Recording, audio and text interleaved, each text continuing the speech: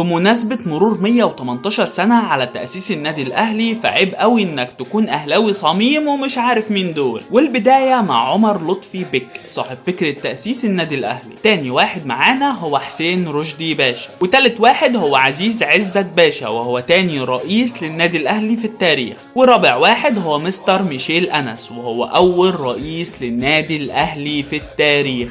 وخامس واحد هو إدريس راغب بك، وسادس واحد هو أمين سامي باشا. بالنسبة بقى للي واقفين، فالناحية دي محمد شريف بك وده كان السكرتير، وتاني واحد واقف هو محمد علي دولة وده كان أمين الصندوق، والتالت كان علي أبو الفتوح باشا. وتاريخ الصورة دي هو 24 إبريل 1907، يعني من 118 سنة. أما المكان كان منزل مستر ميشيل أنس، ودول أول لجنة إدارية عليا في تاريخ النادي الأهلي. وده كان أول اجتماع لمؤسسي النادي الأهلي عشان تطلع لنا فكرة نشأة النادي الأهلي، علشان يكونوا السبب في نشأة النادي الأهلي أكبر نادي في مصر وفي أفريقيا وفي المنطقة العربية كلها.